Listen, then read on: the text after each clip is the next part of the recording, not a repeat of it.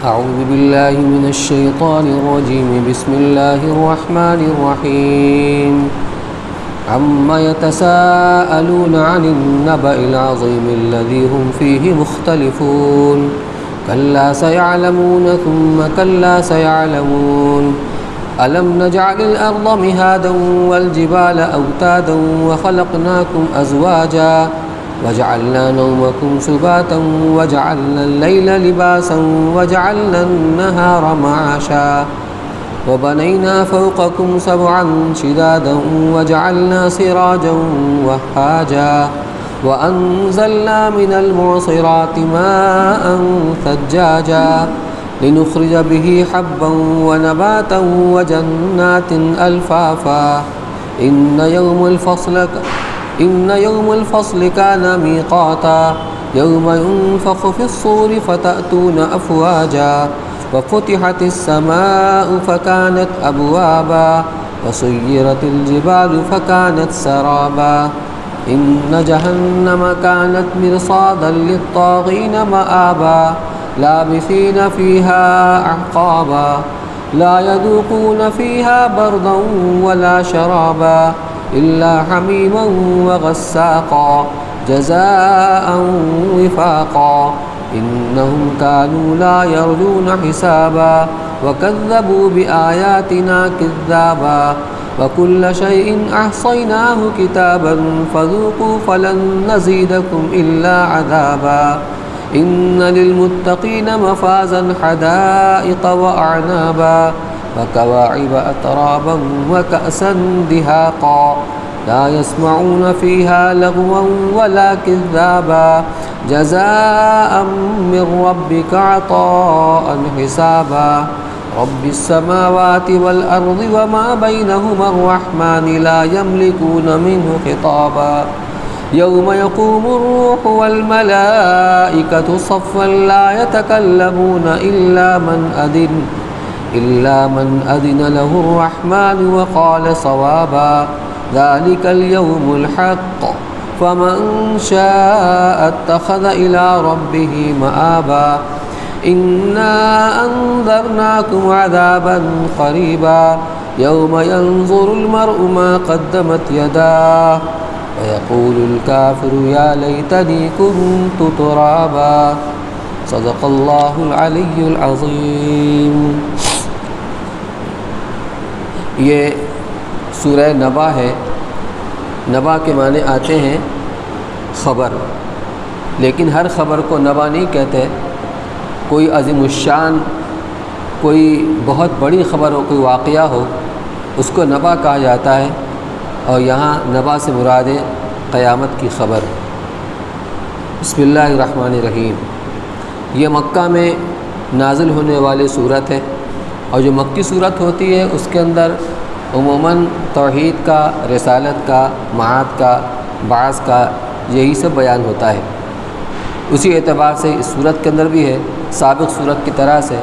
اس میں اللہ تعالیٰ نے اپنی قدرت کو بیان فرمایا، جو دلیل ہے قیامت کے امکان کی. پھر قیامت کے وقوع کو بتلایا گیا. پھر اس میں جو منکرین کو سزا ہوگی اور جو ایمان لانے والوں کو جو اللہ کا انعام ملے گا، ان ساری چیزوں کا تفصیل سے بیان ہے. عما یتساءلون عن النبأ العظیم. یتساءلون اس کے معنی آتے ہیں آپس میں ایک دوسرے سے پوچھ گچھ کرنا، سوال کرنا. سوال عموماً کیا جاتا ہے. آدمی کو کوئی بات، کوئی خبر معلوم نہیں ہوتی تو اس کے متعلق پوچھتا ہے کہ فلاں کام ہو گیا یا فلاں صاحب آ گئے کہ نہیں آئے. تو اپنی معلومات کو حاصل کرنے کے لیے وہ سوال کیا جاتا ہے. لیکن یہاں سوال اس لیے نہیں ہے کہ معلوم کیا جائے، بلکہ بطور استہزاء کے، بطور انکار اور استہزاء کے. اچھا تو قیامت آئے گی؟ اچھا بتائیے تو کب آئے گی؟ جو دراصل اس کا استہزاء ہے اور مذاق ہے اور جو کفر ہے. تو مشرکین مکہ کے بارے میں یہ آیات نازل ہوئی ہیں کہ آپس میں بطور استہزاء کے، بطور انکار کے ایک دوسرے سے سوال کرتے ہیں قیامت کے بارے میں. کچھ لوگ تو وہ تھے جن کو بالکل اس کا یقین ہی نہیں تھا. 1% بھی یقین نہیں تھا قیامت قائم ہوگی اور واقع ہوگی۔ کچھ لوگوں کا شک و شبہ تھا، تو آپس میں یہ سوال کر رہے تھے، ایک دوسرے سے پوچھ پاچھ رہے تھے، یا کہ خود مسلمانوں سے یا اللہ کے رسول صلی اللہ علیہ وسلم سے سوال ان کا ہو کہ اما یتساءلون، اللہ تعالیٰ فرماتے ہیں کس چیز کے متعلق یہ دریافت کر رہے ہیں۔ یہ ایک انداز ہے جو آگے مضمون آنے والا ہے، اس کی عظمت شان کو ظاہر کرنے کے لیے، تاکہ مخاطب اچھی طرح متوجہ ہو جائے کہ کوئی عظیم الشان بات کہی جا رہی ہے۔ اما یتساءلون، کس چیز کے متعلق یہ لوگ دریافت کر رہے ہیں اور پوچھتے پاچھتے ہیں، عن النبأ العظیم۔ پھر اللہ تعالیٰ فرماتے ہیں کہ یہ لوگ اس بڑی خبر کے متعلق دریافت کر رہے ہیں، الذی ھم فیہ مختلفون، جس میں یہ لوگ باہم اختلاف کر رہے ہیں۔ اختلاف کا مطلب بعض تو ایسے ان کو شک ہے، ہو بھی سکتا ہے نہیں بھی ہو سکتا، بعض لوگوں کو بالکل انکار ہے کہ ہو ہی نہیں سکتا، اس کے قائل ہی نہیں ہے، اور مسلمانوں کو اس پر ایمان ہے کہ قیامت کا وقوع ہو کر کے رہے گا۔ تو یہ اختلاف، الذین ھم فیہ یختلفون، جس میں باہم یہ لوگ مختلف ہیں، اختلاف کر رہے ہیں۔ کلا سیعلمون، کلا آتا ہے ڈانٹ ڈپٹ کے لیے، توبیخ کے لیے، یعنی یہ جو سمجھ رہے ہیں قیامت واقع نہیں ہوگی، یا تو بالکل اس کے انکاری ہیں یا ان کو شک و شبہ ہے، تو ہرگز ایسا نہیں ہے، قیامت تو واقع ہو کے رہے گی۔ یہ مطلب ہوتا ہے کلا کا، کہ جو ان کے ذہنوں کے اندر ہے اور جس چیز کے اندر شک شبہ کے اندر پڑے ہوئے اس کا انکار کر رہے ہیں، ایسا ہرگز نہیں ہے، وہ یقینی چیز ہے اور واقع ہو کر رہے گی۔ کلا سیعلمون، ان قریب ان کو معلوم ہو جائے گا اور جان لیں گے، یعنی قیامت تو قائم ہوگی جب سور پھونکا جائے گا، لیکن سور پھونکے جانے کے بعد حشر قائم ہوگا، اس میں انسانوں کا حساب کتاب ہوگا، پوری زندگی کچا چٹا اس کے سامنے آ جائے گا، اس کے اعتبار سے اس کو جزا یا سزا ملے گی، جیسا عمل ہوگا اس کے اعتبار سے۔ لیکن جو بھی اس کے سامنے جو حالات آنے ہیں قیامت کے واقع ہونے کے بعد، اس کی جھلک ہر آدمی کی اس کے موت پر شروع ہو جاتی ہے، یعنی جو واقعی جو اس کو عذاب ملنے والا ہے وہ تو جہنم میں جا کے ملے گا، اور ایمان والوں کو جو نیک ثواب ملنے والا جنت پہ جا کر ملے گا، لیکن اس کی جھلک مرنے کے بعد ہی شروع ہو جاتی ہے۔ تو گویا ہر آدمی کی قیامت اس کے موت پر شروع ہو جاتی ہے، تو یہ قیامت اصل قائم ہوگی، اس کی ابتدا موت سے ہی ہو جاتی ہے۔ یہاں مراد یہ ہے کلا سیعلمون، جلدی ہی ان کو پتہ چل جائے گا، ان قریب جان لیں گے، جب ان کی موت آئے گی اور دنیا سے ان کی رخصتی ہوگی، تب پتہ چل جائے گا، حقائق کھل کے سامنے آ جائیں گے۔ جس کا انکار کر رہے تھے وہ تو سامنے آ گیا۔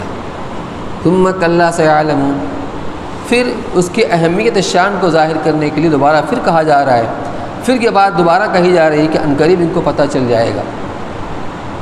الم نجعل الارض مہادا، اب اللہ تعالیٰ یہ فرما رہے ہیں، اپنی قدرت کا اظہار فرما رہے ہیں۔ قیامت کا قائم نہ ہونا، اس کا محال ہونا، گویا اللہ کی قدرت کے اندر کمی کا اعتراف ہے، نقص کا اعتراف ہے۔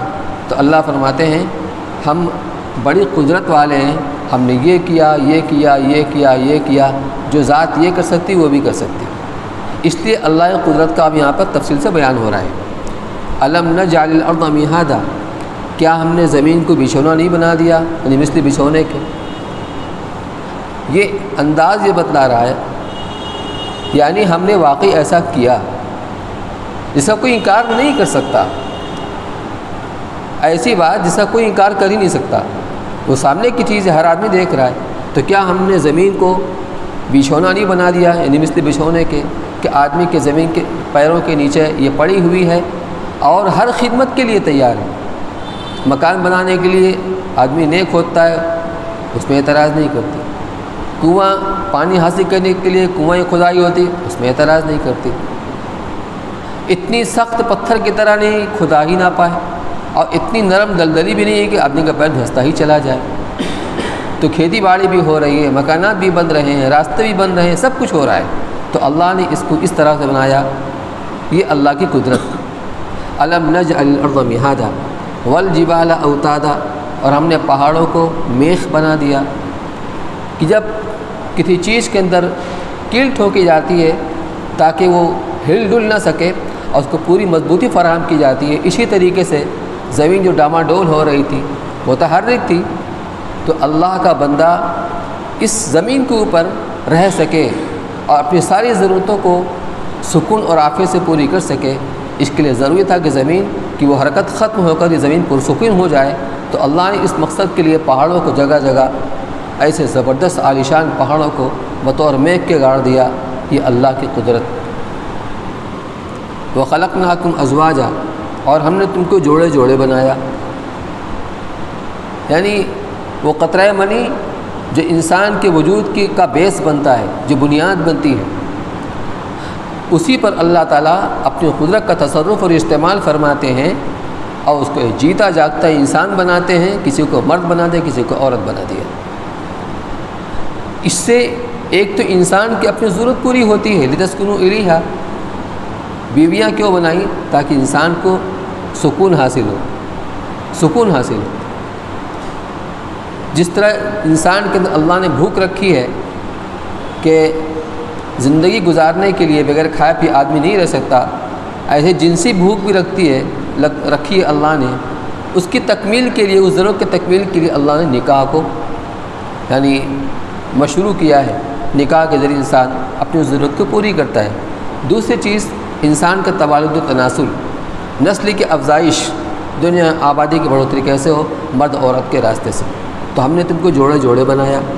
وَجَعَلْنَا نَوْمَكُمْ سُبَاتًا، اور تمہاری نیند کو ہم نے راحت کی چیز بنایا۔ سبات کہتے ہیں موڑنے والی چیز کو، جس طرح جب بالوں پر استورا چلتا ہے تو اس کو موڑ کے صاف کر دیتا ہے، اب بال کا عطا پتہ نہیں رہتا۔ تو نیند اللہ کی اتنی بڑی نعمت ہے کہ آدمی کتنا بھی تھکا ہوا ہو، اس کے دماغ پر کوئی بوجھ ہو، کوئی ٹینشن ہو، لیکن جب وہ نیند سو لیتا ہے تو ساری تکان نکل جاتی ہے اور سارا ٹینشن اس کا دور ہو جاتا ہے۔ اس کا کوئی بدل نہیں، دوسرا کوئی آپشن نہیں ہے، صرف اور صرف نیند ہے۔ تو یہ نیند اللہ کی نعمت ہے۔ کس کے لیے؟ غریب کے لیے بھی، امیر کے لیے بھی، بادشاہ کے لیے بھی، فقیر کے لیے بھی، ہر ایک انسان کے لیے نیند، بلکہ جانوروں کے بھی نیند اللہ کی نعمت ہے۔ تو اس کے ذریعے تکان دور ہو جاتی ہے۔ تو یا وہ نیند تکان کو موڑ کے ختم کر دیتی ہے، ٹینشن کو موڑ کے ختم کر دیتی ہے اور راحت میسر کرتی ہے۔ یہ اللہ نے اس نیند کو جبری بنا دیا۔ تو فرمایا کہ ہم نے نیند کو راحت کی چیز بنایا۔ وَجَعَلْنَا اللَّيْلَ لِبَاسًا، اور ہم نے رات کو پردے کی چیز بنا دیا لباس کی طرح سے۔ یعنی اللہ نے ایک تو نیند کو اس کا ایک وقت مقرر کیا، رات کے وقت میں سارے انسان کو، سارے جاندار کو طبعی طور پر نیند آتی ہے اور اس کے لیے اللہ نے سازگار ماحول عطا فرمایا۔ روشنی کے اندر آدمی کو نیند نہیں آتی، نیند آنے کے لیے آدمی روشنی کو بجھا دیتا ہے۔ تاریکی کے اندر نیند آتی ہے۔ اللہ نے پوری کائنات کے اوپر تاریکی کو مسلط کر دیا۔ جس طریقے سے آدمی جو لباس کے اندر ملبوس ہو جاتا ہے، اس کو بدن ڈھک جایا کرتا ہے، ایسے پوری کائنات اس رات کے لباس کے اندر ڈھک جاتی ہے۔ تو یہ نیند کے لیے سازگار وہاں اللہ نے عطا فرمایا۔ اور بندے کو نیند آتی ہے کیونکہ اگر نیند نہیں آئے گی تو بندہ مسلسل کام نہیں کر سکتا۔ تو یہ نیند اس کی ساری تکان کو اور ساری اس کی جو ٹینشن ہوتی ہے اور اس کی پریشانی کو یہ ختم کر دیتی ہے۔ اور جب بندہ سو کر اٹھتا ہے تو تازہ دم ہوا کرتا ہے۔ لیکن نیند کو اللہ نے اختیاری بھی نہیں بنایا کہ چلو آج ہمارا سونے کا وقت دوپہر میں ہے، اب کوئی جو ہمارا سونے کا وقت صبح ہے کیونکہ رات بھر ہمیں کام کرنا ہے۔ کیوں؟ اس لیے اگر نیند اختیاری چیز ہوتی تو جو آدمی رات کے وقت میں سونے کی کوشش کرتا اور دوسرے کا وقت سونے کا وقت دن میں ہوتا اور وہ رات کو کام کرتا تو اس کی وجہ سے اس کے سکون میں خلل پڑتا اور اس کی نیند مختل ہو جاتی۔ تو اللہ نے نیند کو اجباری بنا دی، اللہ کی نعمت۔ باوجود اس کے کچھ لوگوں کو نیند ایسی آتی ہے جہاں کتنی بھی کھٹ کھٹ ہو وہاں بھی نیند آ جاتی ہے۔ کچھ لوگ وہ ہوتے ہیں کہ ان کو راحت اور سکون کی جگہ پر بھی نیند نہیں آتی ہے۔ کتنے لوگ ہیں؟ دیکھیے، انسان اپنی دولت سے راحت و آرام کی چیز تو خرید سکتا ہے لیکن راحت و سکون نہیں خرید سکتا۔ پیسے سے دوا خرید سکتا ہے، صحت نہیں خرید سکتا۔ پیسے سے آدمی عالیشان مکان خرید سکتا ہے، اس میں ہر طرح کے راحت و آرام کی چیزیں مہیا کر سکتا ہے، اے سی بھی ہو، اس کے اندر گیزر بھی ہو، اور گرمی سردی ہر طرح کے راحت و آرام کی چیزیں ہوں، لیکن اصل جو سکون اور راحت ملتی ہے وہ دل کے اندر ہوتا ہے۔ یہ راحت و آرام کی چیزیں تو ہیں، لیکن اس سے راحت کب ملے گی؟ جب اللہ چاہیں گے تب ملے گی۔ تو ایسے لوگ بھی دنیا کے اندر ہیں کہ سب کچھ میسر مہیا ہے، لیکن نیند نہیں آتی، ان کو گولیاں کھانی پڑتی ہے، اور ایسے بھی لوگ ہیں گولی کھا کے بھی نیند نہیں آتی۔ لیکن ایک مزدور ہے، وہ سڑک پر بھی فٹ پاتھ پر بھی سو جاتا ہے، اس کی نیند آ جاتی ہے۔ تو اللہ کی بہت بڑی نعمت۔ یہ ہمارے پڑوس کے ملک کے پیر ذوالفقار صاحب دامہ برکاتہ فرماتے تھے کہ امریکہ میں میرے ایک تعلق والے تھے، غالب حضرت کے مرید تھے، اور بہت پیسے والے تھے، دیندار تھے۔ تو حضرت کے مجلس کے اندر بھی وہ پابندی کے ساتھ رہا کرتے تھے جب حضرت کو وہاں جانا ہوتا۔ تو جب کوئی مشغولی نہیں ہوتی تھی، لوگوں کو آرام کرنے کا، سونے کا وقت ہوتا، مثال کے طور پر دوپہر کے وقت میں یا رات کے وقت میں، تو ان کو دیکھا کہ وہ دیوار سے ٹیک لگا کر اور پیر پھیلا کر کے اپنا سو جاتے ہیں، کبھی ان کو لیٹ کے سوتے ہوئے نہیں دیکھا۔ تو ان سے ایک بار پوچھا، جب بار بار دیکھا تو پوچھا کہ یہ بتاؤ آپ لیٹ کر نہیں سوتے ہیں، کیا بات، خیریت تو ہے؟ کہ حضرت مجھے ایک دقت ہے، اللہ تعالیٰ نے انسان کے جسم کا نظام بنایا ہے نا، اس میں جو کھانے کی نالی ہوتی ہے، جو آدمی کھانا کھاتا ہے معدے میں جاتا ہے، تو ایک سسٹم ہے جس کو ہم والو کہتے ہیں۔ اب ہماری زبان میں کوئی چکوال آپ سمجھ لیجیے، تو چکوال کا کام یہ ہوتا ہے کہ جب پانی کو اوپر نکالنا ہوتا ہے تو پانی آتا ہے، لیکن جب آپ سوئچ آف کر دیتے ہیں تو اب پانی آنا بند ہو جاتا ہے، لیکن چکوال اس کو روکے رکھتا ہے، کیونکہ اگر وہاں سے پانی پاس ہو گیا تو پھر پانی اوپر نہیں آئے گا، وہ ایئر لے لیتا ہے۔ تو چکوال کا کام ہوتا ہے جب پانی کو روک دیا گیا اس کی سپلائی، تو وہیں پر اس کو روک لیں، نیچے اترنے نہ دیں۔ وہ سسٹم میرا فیل ہو گیا ہے، اور میں نے بہتیرا علاج کیا، امریکہ جیسے ملک کے اندر بھی علاج کیا، لیکن ڈاکٹروں نے کہا کہ یہ لا علاج مرض ہے، اس کا کوئی علاج نہیں۔ میں سوتا ہوں تو جو میرے معدے کے اندر کھانا ہوتا ہے وہ واپس چلا آتا ہے حلق میں۔ اب آپ سوچئے کہ اللہ نے ہم سب کو یہ نعمت عطا فرمائی، کتنی بڑی نعمت ہے کہ اگر یہ سسٹم فیل ہو جائے تو ساری دولت بھی آدمی کے کام نہیں آئے۔ یہ فرمایا کہ کیا ہم نے نیند کو رات کی چیز نہیں بنایا، اور ہم نے رات کو لباس اور پردے کی چیز نہیں بنایا، وَجَعَلْنَا النَّهَارَ مَعَاشًا، اور دن کو ہم نے معاش کا وقت بنایا۔ آدمی اپنے معاش کے لیے کچھ نہ کچھ کاروبار کرتا ہے، کوئی تجارت کرتا ہے، کوئی ملازمت کرتا ہے، کوئی زراعت کرتا ہے، مختلف کام ہے، جاب کرتا ہے آدمی، یہ کام کرتا ہے، لیکن اس کے لیے اللہ نے دن کا وقت بنایا۔ اگر رات میں خالی سوتا رہے تو سو کے تھک جائے، اور دن کو اگر بڑھا دے، رات نہ آئے تو آدمی کام کرتے کرتے تھک جائے۔ کام کرنے کے لیے دن کی روشنی چاہیے، تو اللہ نے اس کے لیے سورج کو بنا دیا روشنی، تاکہ بندہ اپنا کام آسانی سے انجام دے سکے۔ تو ہم نے دن کو معاش کا وقت بنایا تاکہ رات کو سو کر آرام کرے، دن کو کام کرے۔ وَبَنَيْنَا فَوْقَكُمْ سَبْعًا شِدَادًا، اور ہم نے تمہارے اوپر، ہمیں نے 7 مضبوط آسمان بنائے۔ اللہ نے فرمایا کہ آسمان کی طرف دیکھو اور بار بار دیکھو، بار بار دیکھو، کہیں کوئی ٹیڑھ میڑھ، کہیں کوئی شگاف پھٹن کچھ نظر آ رہی، جب سے بنا تب سے آج تک اسی طریقے سے۔ چھوٹی سی چھت بھی بغیر ستون کے پلر قائم نہیں ہو سکتی اس دنیا کے اندر، کتنا بڑا انجینئر کیوں نہ ہو، لیکن اللہ نے اتنی بڑی چھت بنائی ہے، جب سے بنائی تب سے قائم ہے، اس کے اندر کوئی تغیر نہیں ہوا، کوئی نقص نہیں، کوئی خرابی، کوئی کمی نہیں آئی۔ اب اور آگے جائیے، اس کے اوپر دوسرا آسمان ہے، تب دوسرا آسمان پہلے آسمان کے اتنا اوپر ہے جتنا آسمان یہاں سے نظر آ رہا ہے، 500 سال کی مسافت پر پہلا آسمان، پھر دوسرے آسمان کے درمیان جو خلا ہے 500 سال کی مسافت، تو مسافت سب طرف ہے، چاروں طرف، تو گویا بیچ یہ جو آسمان جو ہمیں نظر آ رہا ہے پہلا آسمان، یہ معلق ہے۔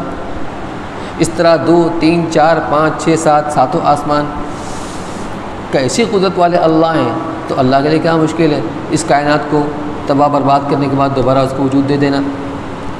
وجعلنا سراجا وہاجا، اور ہم نے روشن چراغ بنایا۔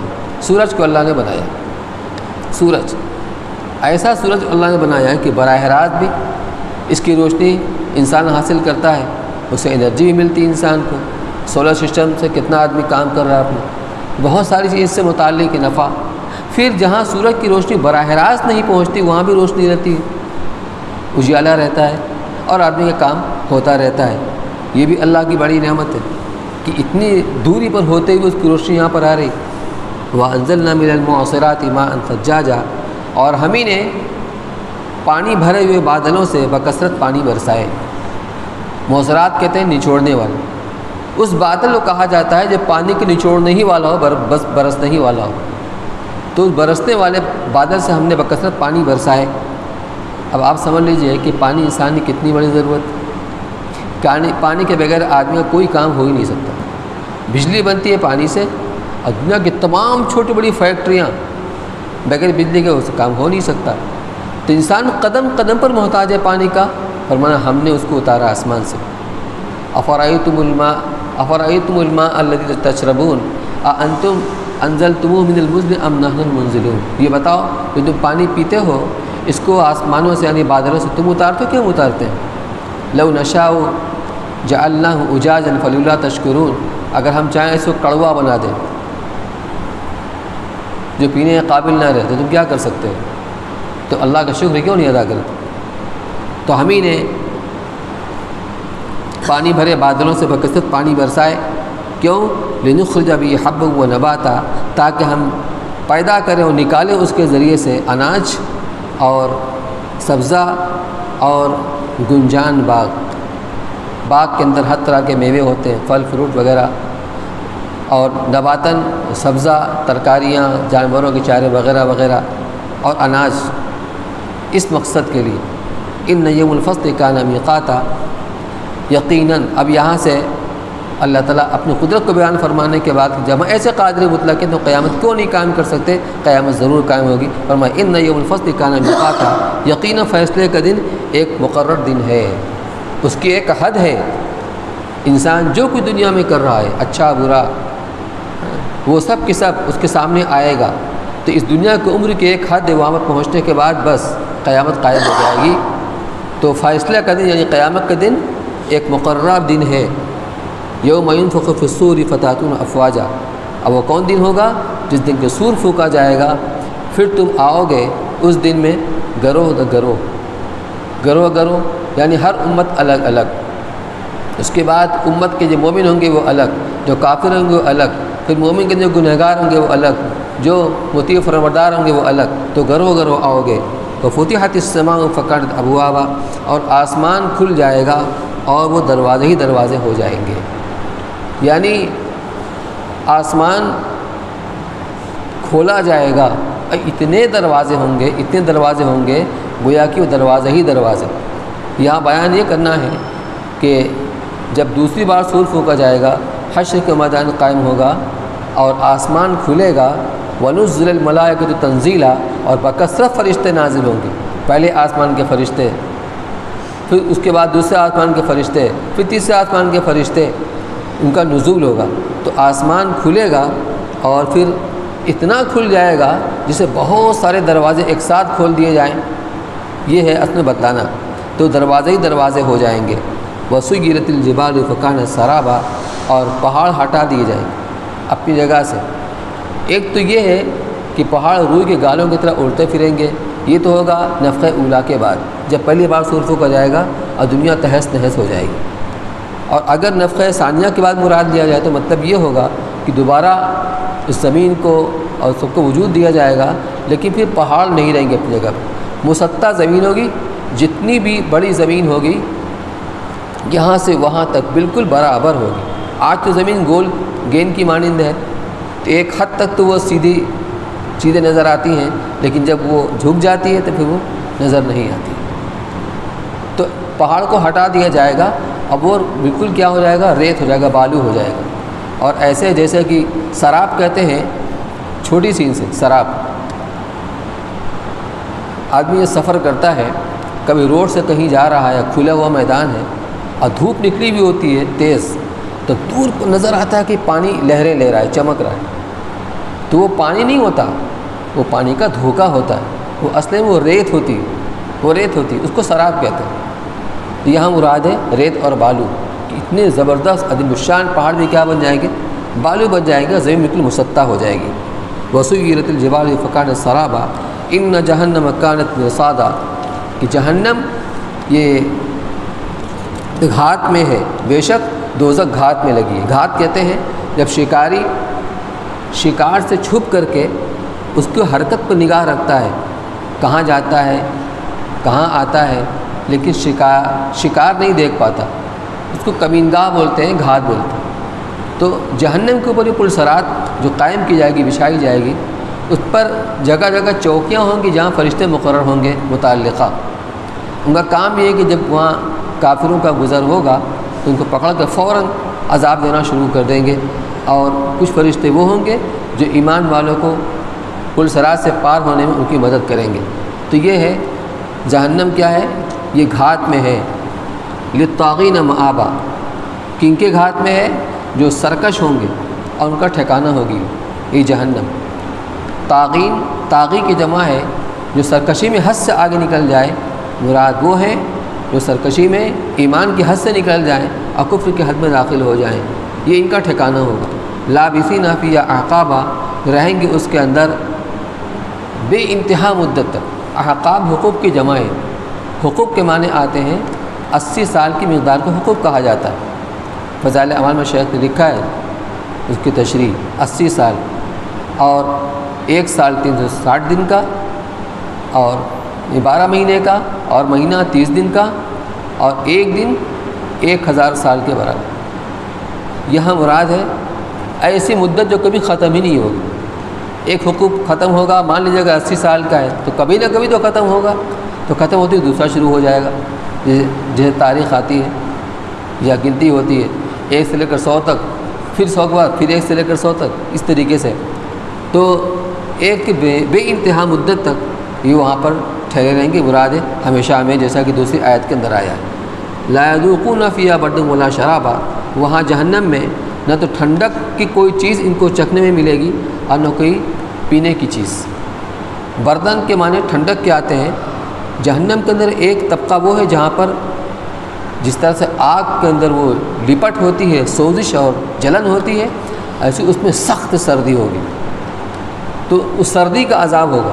یہاں برد سے مراد وہ ہے وہ ٹھنڈک جو آدمی کو فرحت بخش ہوتی ہے، جس سے آدمی کو راحت ملتی ہے۔ گرمی سے آئے باہر سے اور اے سی میں چلے گئے تو رواں رواں آدمی کا اس سے متاثر ہوتا ہے، تو ایسی ٹھنڈک نہیں ملے گی۔ ولا شرابا، انو کوئی پینے کی چیز، عربی میں شراب مشروب کو کہتے ہیں جس کو آدمی پینے کے طور پر استعمال کرتا ہے اور راحت ملتی ہے۔ الا حمیم و غساقا، سوائے کھولتے ہوئے پانی کے اور غساق کے۔ حمیم کہتے ہیں ایسا کھولتا ہوا پانی جو درجہ حرارت میں انتہا کو پہنچا ہوا ہو، اس کے اوپر کوئی حرارت کا درجہ نہ ہو۔ جب اس کو وہ پینے کے لیے اپنے قریب لائیں گے، اول تو وہ پینا نہیں چاہیں گے جہنمی، لیکن فرشتے ان کو مار مار کر زبردستی ان کو حلق میں انڈیلیں گے۔ جب وہ منہ کے قریب آئے گی تو ان کے دماغ کی کھال اس کو پلٹ جائے گی، اور کسی طرح جب اس کو پئیں گے تو اٹکے گا حلق میں، کسی طرح اتاریں گے تو ان کی اتڑیوں کو کاٹ کاٹ کے پاخانہ کے راستے باہر نکال دے گی۔ فقطع امعاءہم، ان کے اتڑیوں کو کاٹ کاٹ ڈالیں گے یہ پانی۔ حمیم وغساق، غساق کہتے ہیں جہنمیوں کا خون اور پیپ اور کشلہو جو زخم سے نکلتا ہے، انتہائی بدبودار، کہ دنیا کے اندر ایک ڈول حدیث کے اندر آتا ہے کہ اگر اس کو اتار دیا جائے، ڈال دیا جائے تو اس کے تعفن بدبو سے سارے جاندار مر جائیں۔ جزاء وفاقا، یہ پورا پورا بدلہ ہوگا، جیسا عمل کیا ہوگا اس کے مطابق کو بدلہ ملے گا، اس پر کچھ ظلم و زیادتی نہیں ہوگی۔ انہم کانوا لا یرجون حسابا، یہ لوگ حساب یعنی قیامت کے دن کے قائل نہیں تھے، اس کا ان کو یقین نہیں تھا۔ وکذبوا بآیاتنا کذابا، اور ہماری آیتوں کو یہ برابر جھٹلاتے رہتے تھے اور تکذیب میں آگے بڑھتے رہتے تھے۔ وکل شیء احصیناہ کتابا، اور ہم نے ہر ایک چیز کو محفوظ کر رکھا ہے، گن کر رکھا ہوا ہے، کیوں؟ تاکہ اس کے مطابق جزا اور سزا دی جائے۔ فذوقوا فلن نزیدکم الا عذابا، لہٰذا ان سے ان کے اعمال کو بتلا کر جتلا کر ان سے کہا جائے گا چکھو، یہ تمہارے کیے کا مزہ سزا ہے، اس کو چکھو، ہم تمہارے عذاب کو بڑھاتے ہی چلے جائیں گے، جس طرح تم تکذیب اور انکار کے اندر بڑھتے ہی چلے گئے ہم عذاب کو بھی تمہیں بڑھاتے ہی چلے جائیں گے۔ ان للمتقین مفازا حدائق وعنابا، اب یہاں سے جو اللہ کے نیک بندے ہیں متقی پرہیزگار ان کا ذکر ہو رہا ہے کہ یقیناً متقیوں کے لیے کامیابی ہے۔ وہ کامیابی کیا ہے؟ حدائق وعنابا، باغ ہیں، جنت، اس کے باغات جس کے اندر طرح طرح کے میوے ہوں گے، انار، انگور، کھجور وغیرہ وغیرہ۔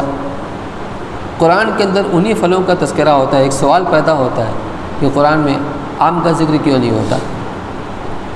تو عربوں کے سامنے جو پھل آیا کرتے تھے عام طور پر کھجور، انار، انگور یہ ہوا کرتے تھے، تو بکثرت ان کا ذکر ہے، لیکن ہر طرح کے پھل ہوں گے۔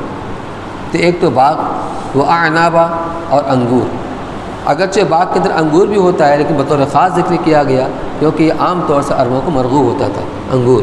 وکواعب اترابا، کاعب کی جمع ہے، کہتے ہیں دوشیزہ، نوجوان عورت کو جس کی جوانی اٹھان کے اوپر ہو، جس کی جوانی اٹھان کے اوپر ہو اور ہم عمر ہوں گی، یا تو یہ مطلب ہے کہ جتنی عمر جنتی کی ہوگی اتنی ہی عمر ان کی بھی ہوگی، یہ محبت میں ذاتی کے سبب ہوا کرتا ہے اور انسیت بھی ہوتی ہے، یا مراد ہے کہ جو حوریں ملیں گی بکثرت ان حوروں کی عمریں ایک جیسی ہوں گی، ایسا نہیں ہو کوئی بہت بوڑھی ہوگی کوئی جوان ہوگی، وہاں سب ہم عمر ہوں گی۔ قواعب اترابا، دوشیزائیں ہوں گی ہم عمر، وکاسن دہاقا، اور لبالب جبیں بھرے ہوئے جام ہوں گے۔ لا یسمعون فیہا لغوا ولا کذابا، وہاں جنت میں نہ تو وہ کوئی لغو باتیں سنیں گے اور نہ جھوٹ، یعنی شراب پینے کے بعد جو بک اور جھک ہوتی ہے وہ سب نہیں ہوگا۔ جزاء من ربک عطاء حسابا، یہ بدلہ ہوگا ان کی طرف سے کافی انعام۔ عطا انعام کو کہتے ہیں اور جزا کہتے ہیں۔ انعام جو عطاءً دیا جاتا ہے، کسی چیز کے عوض میں نہیں دیا جاتا، کسی چیز کے عوض میں نہیں ہوتا ہے، تو انعام دینے والا خوش ہو کر کے دیتا ہے، اور جزا بدلہ کہتے ہیں کسی چیز کے عوض میں، اس کے بدلے میں یہ، اس کے بدلے میں یہ۔ تو یہاں دونوں میں تعارض ہے، انعام اور جزا اکٹھا کیسے ہو سکتا ہے؟ کیونکہ جزا کسی چیز کے عوض میں ہوتی ہے اور انعام کسی چیز کے عوض میں نہیں ہوا کرتی ہے۔ بتلانا یہ ہے جنت کی جو نعمتیں ملیں گی جنتی کو بظاہر اس کے اعمال کا بدلہ ہوں گی، لیکن حقیقت یہ ہے کہ وہ اعمال کا بدلہ نہیں ہے، وہ اللہ کا انعام، اللہ کی عطا ہے، صورتاً بدلہ نظر آ رہی ہے۔ بلکہ انسان دنیا میں جو بھی عمل کرتا ہے اللہ کی ایک نعمت اس کا مقابلہ نہیں کر سکتی۔ سنا ہوگا آپ نے نا 500 سال کی مقبول عبادت 2 گلاس کے عوض میں اس نے دے دیا۔ اب بتاؤ تم نے کتنے پانی پیے تھے، کتنے گلاس پانی پیے دنیا میں؟ تو اللہ کی ایک نعمت کا مقابلہ نہیں کر سکتی ہے۔ حضور صلی اللہ علیہ وسلم نے فرمایا صحابہ کرام سے کہ تم میں سے کوئی شخص بھی اپنے عمل کی بدولت جنت میں داخل نہیں ہوگا۔ صحابہ نے عرض کیا یا رسول اللہ آپ بھی؟ کہا میں بھی، پر مگر یہ کہ اللہ تعالیٰ مجھے اپنی رحمت کے اندر ڈھانپ لے۔ تو بظاہر تو اعمال کے بدلے میں جنت کی نعمتیں ملیں گی، لیکن وہ اللہ کی عطا ہوگی، لیکن حقیقت ہے کہ اللہ کی عطا اسی کی طرف متوجہ ہوگی جو عمل کے اندر جو عمل کرنے والا ہوگا۔ رب السماوات والارض، جو مالک آسمان و زمین کا، وما بینہما، اور ان کے درمیان کی چیزوں کا، الرحمانی، جو رحمان، خدائے رحمان رحمت کرنے والا، لا یملکون منہ خطابا، اس کی طرف سے کوئی بھی بولنے کا اختیار نہیں رکھے گا۔ اللہ تعالیٰ کے روبرو کسی کی ہمت نہیں ہوگی کہ زبان سے کوئی چوں بھی کر سکے، کسی کی سفارش کر سکے۔ ہاں لا یملکون منہ خطابا، کسی کو اختیار نہیں ہوگا، اختیار اسی کو ہوگا جس کو اللہ تعالیٰ اجازت دیں گے۔ آگے آ رہا ہے الا من اذن له الرحمن یوم یقوم الروح والملائکۃ صفا، یہ وہ دن ہوگا جس دن کی روح یعنی سارے جاندار، ذی ارواح اور فرشتے یہ ہیں سب بستہ کھڑے ہوں گے، اللہ کا ان کے پر جاہ و جلال کا اثر ہوگا اور سب بستہ کھڑے ہوں گے۔ لا یتکلمون الا من اذن له الرحمن وقال صوابا، کوئی بھی کوئی کلام نہیں کر سکے گا مگر وہی جس کو اللہ خدائے رحمان اجازت دیں گے۔ تو گویا اجازت بھی اللہ کے رحمت کا اثر ہوگا۔ تو جس کو اللہ تعالیٰ اجازت دیں گے وہی کسی کی سفارش کر سکے گا۔ وقال ثوابا، اور کہے ٹھیک بات سے مراد یہ ہے کہ وہاں کسی غیر ایمان والے کوئی سفارش نہیں کر سکتا، اس کی اجازت قطعاً نہیں ہوگی۔ سفارش ہوگی تو ایمان والوں ہی کی ہوگی، غیر ایمان والے چاہے کتنا ہی قریبی کیوں نہ اس کی سفارش وہاں نہیں سنی جائے گی۔ ذالک الیوم الحق، یہ دن برحق ہے، یقینی ہے، آ کر رہے گا۔ فمن شاء اتخذ الی ربہ مآبا، تو جو چاہے اپنے رب کی طرف ٹھکانہ بنا لے، یعنی جب آنا اس دن کا آنا یقینی ہے، اس کے آنے میں کوئی شک و شبہ نہیں ہے، تو پھر عقل مندی کا تقاضا ہے کہ آدمی اس کی تیاری کرے۔ اور تیاری کیسے ہوگی؟ نیک اعمال کے ذریعے سے ہوگی، تو اپنا ٹھکانہ بنا لے۔ انا انذرناکم عذابا قریبا، ہم نے تمہیں انا انذرناکم عذابا قریبا، ہم نے تمہیں آگاہ کر دیا ہے ایک قریبی عذاب سے۔ قریبی عذاب سے مراد وہی ہے کہ ابھی قیامت تو جب آئے گی تب آئے گی، لیکن موت پر آدمی جب عذاب کا سامنا کرے گا تو قیامت کے اعتبار سے قریب ہی ہے نا۔ تو ہم نے تم کو آگاہ کر دیا ایک قریب کے عذاب سے۔